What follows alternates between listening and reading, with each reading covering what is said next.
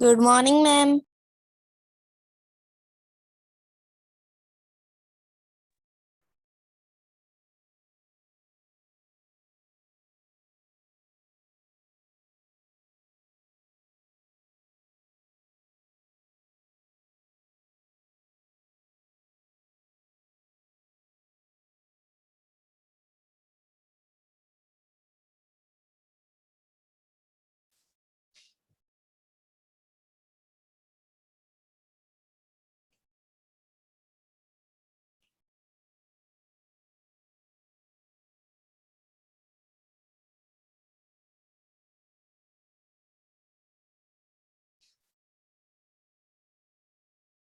Hello students, good morning.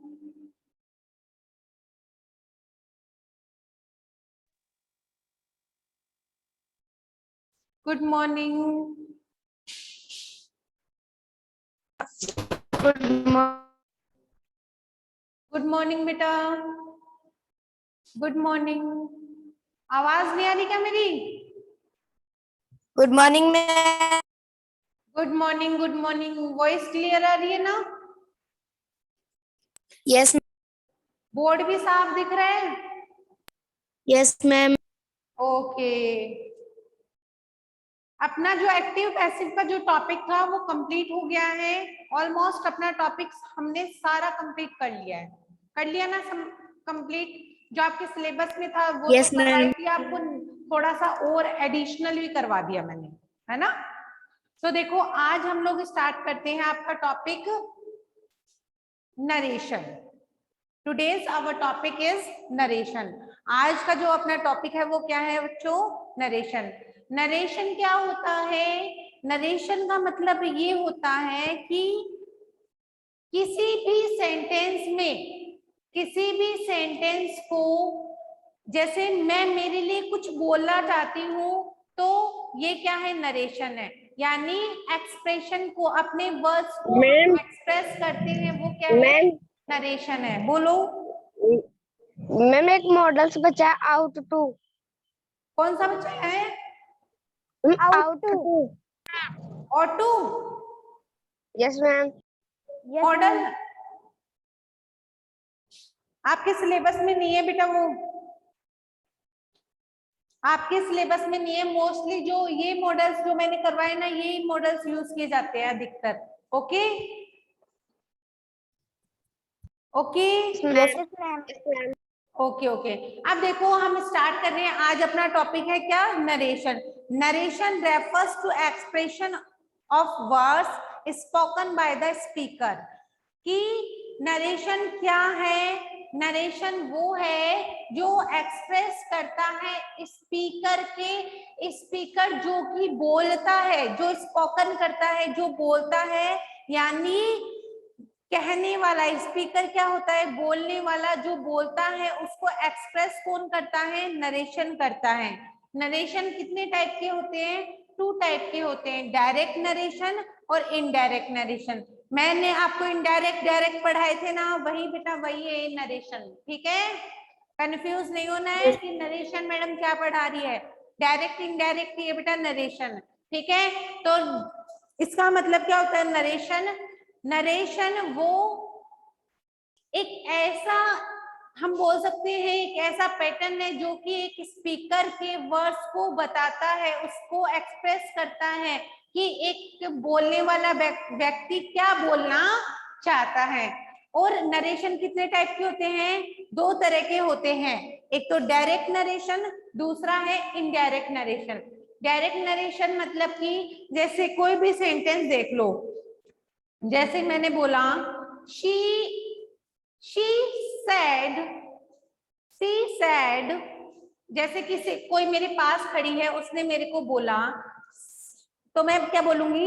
she said I am going to market। उसने कहा कि मैं मार्केट जा रही हूँ। अब मैं इसी सेंटेंस को दूसरे को बताऊंगी, किसी दूसरे को, थर्ड पर्सन को बताऊंगी, तो मैं क्या बोलूंगी? she said that she was going to market, कि वह बाजार जा रही है। मैं ये बोलूंगी। क्यों? क्योंकि अब देखो, एक तो फर्स्ट पर्सन और फर्स्ट पर्सन से बात मेरी हो रही है, फर्स्ट पर्सन डायरेक्ट मुझे बता रहा है और मैं सेकेंड पर्सन हूँ, सुनने वाला सेकेंड पर्सन। अब सेकेंड पर्सन किसी को बताएगा, थर्ड पर्सन को, तो वो बात किसके पास गई, इसके पास गई। तो बताओ ये डायरेक्ट तो इसको इसने बता दिया, तो डायरेक्ट बोलने वाली कौन थी, ये थी अपने बारे में। अब इनडायरेक्ट रूप से मैं इसको बताऊंगी तो इनडायरेक्ट रूप से बोलने वाली कौन है, सेकेंड पर्सन। पर बात तो वही कही जा रही है, बट उसका मतलब क्या हो रहा है, थोड़ा सा बदल गया है। समझ में आई क्या मेरी बात, बताओ, बोलो। समझ में आ गई। सुनो अब बात सुनना ध्यान से। नरेशन कितने टाइप के होते हैं, दो तरह के होते हैं, डायरेक्ट नरेशन और इनडायरेक्ट नरेशन। इसमें डायरेक्ट नरेशन में व्यक्ति स्वयं यानी खुद बोलने वाला होता है, स्पीकर खुद स्पोकन करता है, और इनडायरेक्ट में स्पीकर खुद स्पोकन नहीं करके कोई दूसरा उसके बारे में बताता है, तो वो क्या है, इनडायरेक्ट नरेशन है। दोनों में ये डिफरेंस है, डायरेक्ट नरेशन और इनडायरेक्ट नरेशन। डायरेक्ट नरेशन की हम डेफिनेशन देखते हैं। डायरेक्ट नरेशन की क्या डेफिनेशन है, in the words of the speaker are express in their original form. कि डायरेक्ट नरेशन का मतलब है कि इसमें जो वर्ड्स होते हैं स्पीकर के यानी बोलने वाले के वर्ड्स होते हैं are express in their original form. वो कैसे फॉर्म में होते हैं बेटा, ओरिजिनल फॉर्म में होते हैं। एक सेकेंड रुको,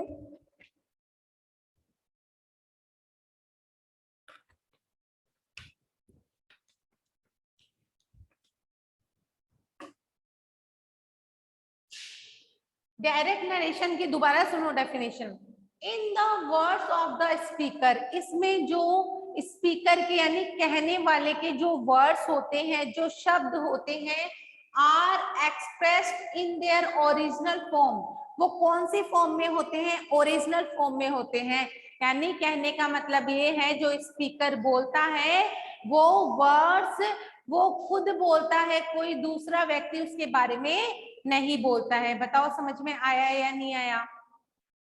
यस मैम। आ गया समझ में? उसके बाद में एग्जाम्पल देखो, he said I am going to Mumbai.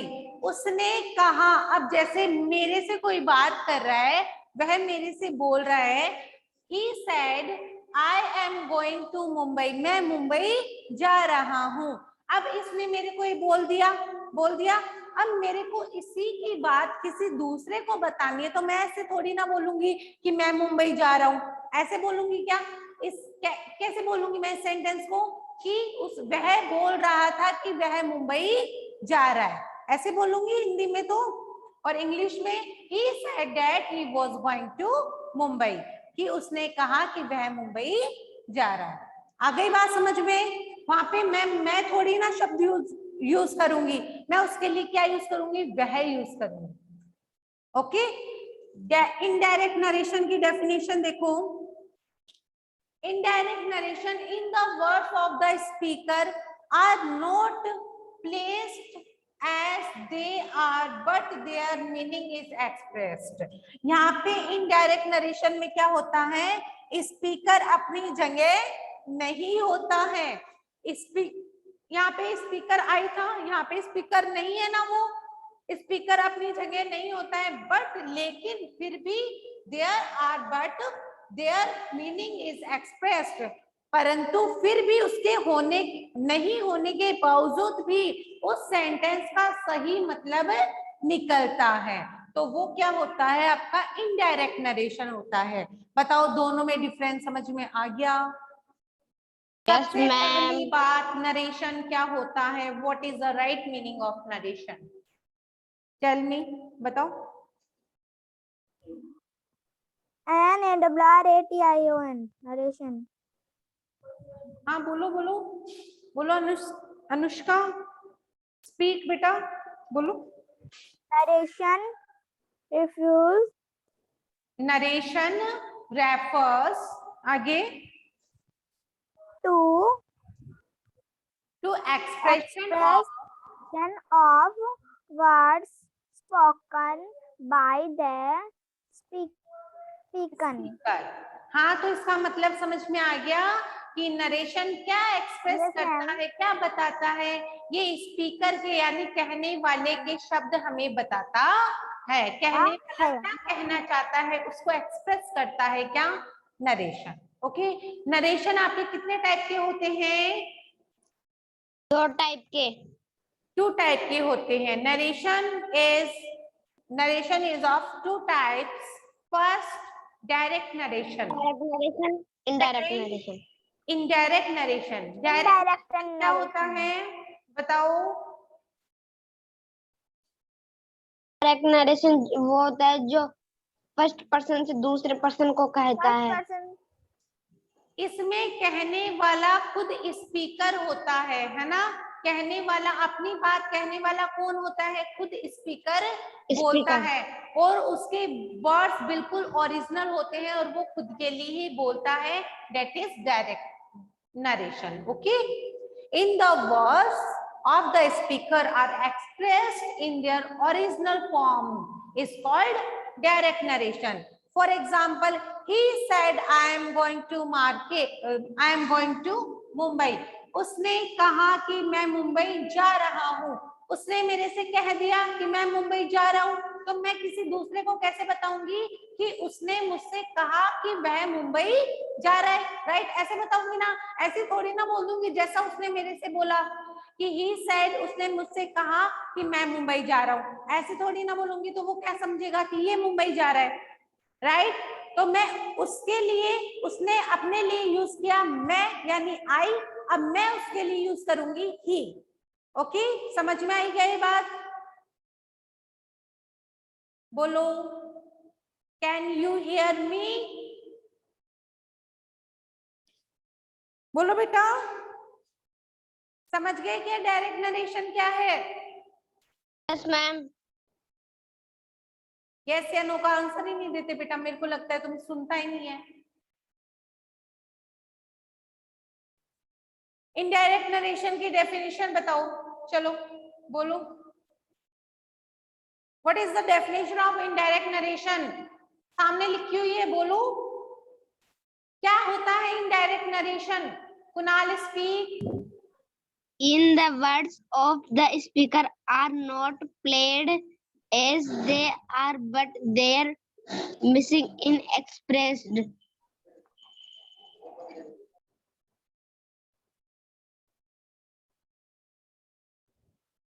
They are but their meaning is expressed. तो यहाँ पे स्पीकर कहने वाला, अपने बारे में स्पीकर कहने वाला खुद नहीं होता है, बट उस खुद नहीं होता है, परंतु फिर भी उसके जो वो कहना चाहता है उसका सही मतलब निकल जाता है। अब बोलो आगे बात समझ में सबको? Yes, ma'am. Okay, example, he said that he was going to market. यहाँ पे देखो, अब मैंने आई की जगह क्या कर दिया, ही कर दिया। ये कैसे चेंज करते हैं इससे डायरेक्ट से इनडायरेक्ट में, यही एग्जाम में पूछे जाते हैं, तो यही हम सीखेंगे। ओके, तो ये नोट्स आपको मिल जाएंगे, ठीक है बेटा? Yes, ma'am. Yes, ma'am. Okay, किसी ने लिख भी लिए तो भी कोई प्रॉब्लम नहीं है। अब देखो मेरे को एक बात बताओ, हमारे पर्सन कितने होते हैं? पर्सन तीन पर्सन होते हैं। कौन कौन? मैं, तुम, मैं और तुम, ये पर्सन होते हैं क्या? बताओ कौन कौन से होते हैं? पर्सन कितने होते हैं? तीन है ना, 3 होते हैं ना। First person, second person, third person. First person में कौन कौन आते हैं? बोलो, फर्स्ट पर्सन में कौन कौन आते हैं, बोलना जरा बताओ। I,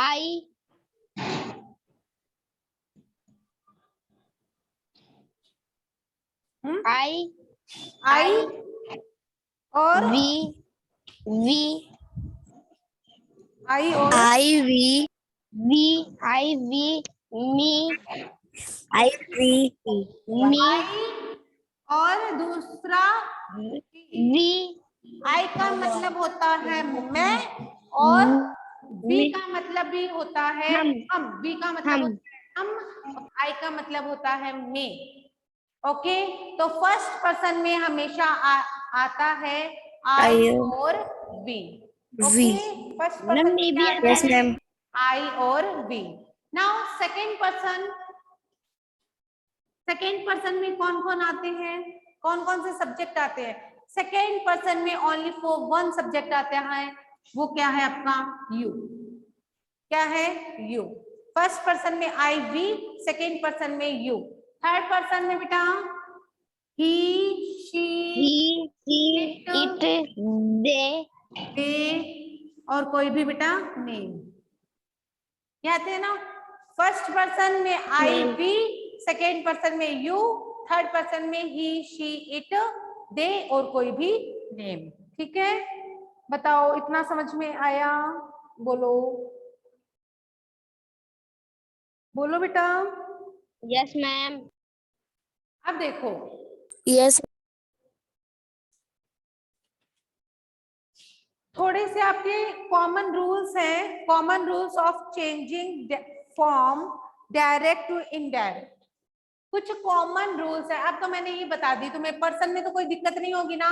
फर्स्ट पर्सन बोलते ही समझ जाना आई और वी की बात कर रही है ma'am. Second person you, only second person you होता है।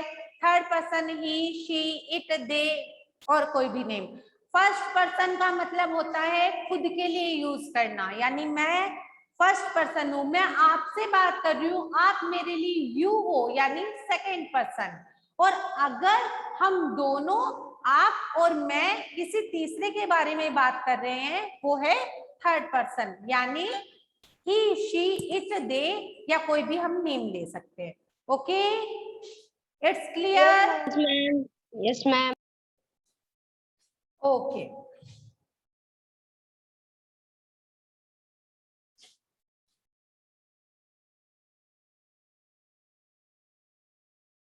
अब देखो कुछ कॉमन रूल्स आपके डायरेक्ट से इनडायरेक्ट में चेंज करने के।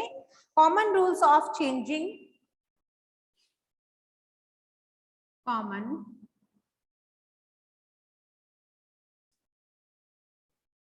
rules of changing from direct into indirect narration.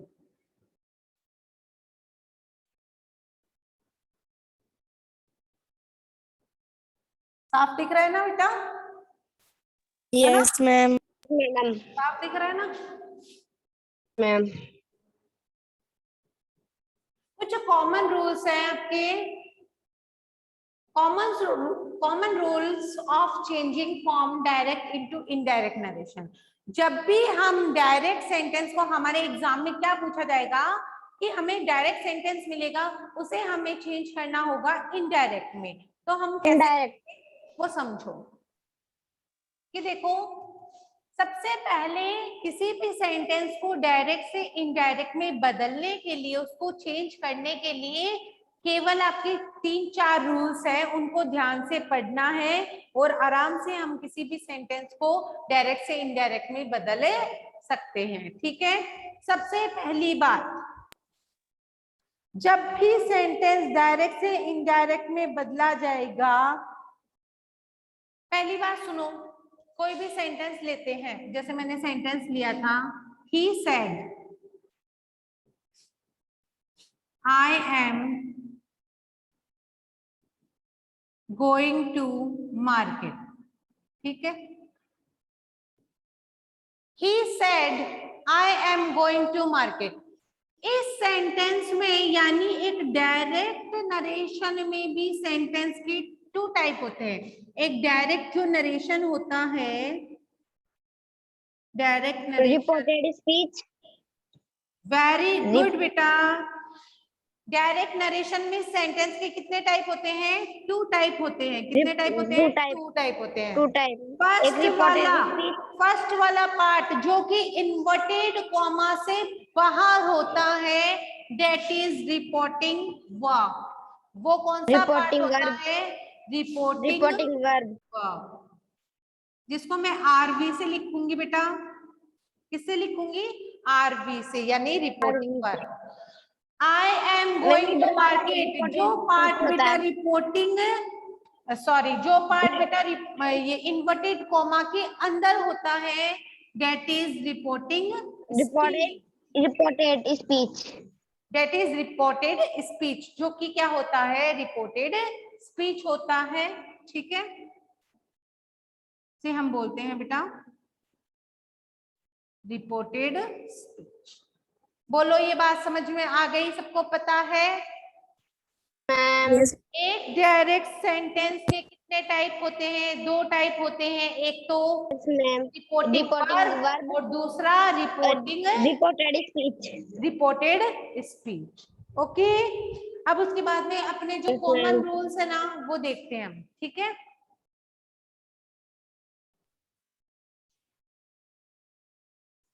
First आपका मैम, इसमें जो इन्वर्टेड कॉमा होता है उसको डेट में चेंज कर दिया जाता है ना? क्या? जो इन्वर्टेड कॉमा होता है डायरेक्ट नरेशन में, उसको डेट में चेंज कर दिया जाता है ना? हाँ हाँ, वो मैं बता देती हूँ आपको, अभी रुको एक बार। इन्वर्टेड कॉमास आर लेफ्ट, जो भी आता है पॉइंट आपका रूल, इन्वर्टेड कॉमास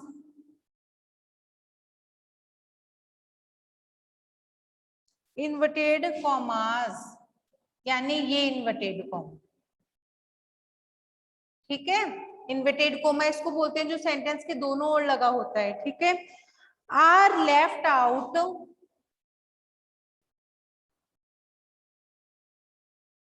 इन इनडायरेक्ट नरेशन। फर्स्ट रूल है बेटा आपका क्या? कि जब भी हम किसी भी सेंटेंस को इनडायरेक्ट नरेशन में चेंज करेंगे, तब वहां से जो इन्वर्टेड कॉमा होगा वो लेफ्ट हो जाएगा। Inverted commas are left out in indirect narration, वहां से इन्वर्टेड कॉमा हट जाएगा। बताओ, समझ में आया? Yes, ma'am. Yes ma'am. Comma is not used after reporting verb, और comma is not used after reporting verb। Reporting verb के बाद में जो ये कॉमा यूज किया जाता है ना सेंटेंस में, रिपोर्टिंग वर्ब के बाद में मैंने देखो यू कॉमा लगाया था, फिर ये लगाए थे इन्वर्टेड कॉमा, ये वहां से क्या होते हैं? हट जाएंगे, रिमूव हो जाते हैं. रिमूव हो जाते हैं. रिमूव हो जाएंगे, और उनकी जगह क्या किया जाएगा? After the reporting verb, after the reporting verb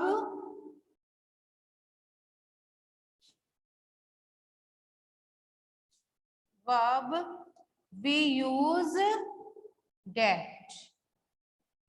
reporting verb के बाद में हम क्या यूज करेंगे? सीधा दैट यूज that का. करेंगे। क्या आएगा? डेट आएगा। अब मेरी बात सुनो कि जब भी, कि देखो रिपोर्टिंग वर्ब होती है, रिपोर्टिंग वर्ब होती है ना, देखो सेंटेंस मैं लिखती हूँ, जैसे कोई भी सेंटेंस ले लो, तो मैंने कोई सेंटेंस लिखा, मैंने अभी सेंटेंस दिया था ना तुम्हें, he said inverted comma I am going to market, ये सेंटेंस दिया था मैंने। ठीक है, इसमें टेंस थोड़ा सा है, वो तुम्हें अभी समझ में नहीं आएगा, जो चीज समझाना चाहती हूँ वो समझना। ठीक है, पूरा अभी समझ में नहीं आएगा सेंटेंस मैंने पूरा कैसे बनाया है, वो धीरे धीरे जैसे रूल पढ़ेंगे ना वैसे वैसे आपको समझ में आता जाएगा। ओके, दिखाई दे रहा है ना? Yes, ma'am. अब देखो, he said I am going to market, ये 3 रूल पढ़ने के बाद में क्या पहला रूल इन्वर्टेड कॉमा हट जाएगा, दूसरा रूल कॉमा अभी हट जाएगा, और रिपोर्टिंग वर्ब के बाद में यानी इसके बाद में यहाँ पे क्या आएगा, डेट आएगा। That. अब समझ में आ गई, डेट आएगा। ओके, अब देखो जब भी सैड के बाद में यानी जो आपकी रिपोर्टिंग वर्ब में भी सब्जेक्ट वर्ब और ऑब्जेक्ट होता है, और इसमें तो होता ही है रिपोर्टेड स्पीच में भी सब्जेक्ट वर्ब और ऑब्जेक्ट और बहुत सारी चीजें होती है इसमें, तो प्रीपोजिशन हेल्पिंग वर्ब खूब होती है, ठीक है। पर मैं मेन चीजें बता रही हूँ आपको। रिपोर्टिंग वर्ब में भी सब्जेक्ट वर्ब ऑब्जेक्ट होता है, और रिपोर्टेड स्पीच में भी सब्जेक्ट वर्ब और ऑब्जेक्ट होता है। अब देखो इस सेंटेंस में रिपोर्टिंग वर्ब है, इसमें सब्जेक्ट क्या है यहाँ पे, ही, और सैड क्या है, वर्ब। क्या है, सैड यानी कहना, वर्ब, क्या है बेटा, वर्ब है, ये है। ऑब्जेक्ट है क्या यहाँ, नो मैम, नहीं है। अब मैंने ये लिखा he said to me, एक सेकेंड रुको, he said to me, मैंने ये लिख दिया, आगे का सेंटेंस सेम आपका, ठीक है। he said to me, उसने मुझसे कहा। अब ये बताओ मेरे को इस सेंटेंस में क्या ऑब्जेक्ट है, यस मैम, है ना। Yes, ma'am. जब, अब सुनो आगे की बात, जब भी सेंटेंस में ऑब्जेक्ट नहीं होता है यानी रिपोर्टिंग वर्ब में जब ऑब्जेक्ट नहीं होता है तो यहाँ पे डेट लगा के आगे सेंटेंस रूल के अकॉर्डिंग बनाते हैं, पता है ना ये बात। यस मैम, और जब सेंटेंस में रिपोर्टिंग वर्ब में ऑब्जेक्ट होगा तो क्या होगा, ध्यान रखना मेरी बात, ध्यान से सुनना। जब भी रिपोर्टिंग वर्ब में ऑब्जेक्ट होगा तब, ऊपर लिख देती हूँ मैं यहाँ पे, रूल तब पता ही चल गया ना तुम्हें। Yes ma'am, ma'am. ऑब्जेक्ट होगा कब, रिपोर्टिंग वर्ब में अगर ऑब्जेक्ट होगा तो क्या होगा, जो सेड होगा ना, सैड किस में बदल जाएगा, सैड टू टोल्ड में बदल जाएगा, टोल्ड में बदल जाएगा, ठीक है। सेज होगा, से टू होगा तो टेल में बदल जाएगा, से टू होगा तो किस में बदलेगा, टेल में बदल जाएगा। और अगर यहाँ पे सेज टू होगा तो टेल्स में बदल जाएगा। बताओ ये बात Tells. समझ में आई, बोलो। Yes, ma'am. यस मैम, किसी को कोई problem, No, no ma'am. Ma'am, किसी को कोई प्रॉब्लम नहीं है। अब जैसे No, मैंने ma'am.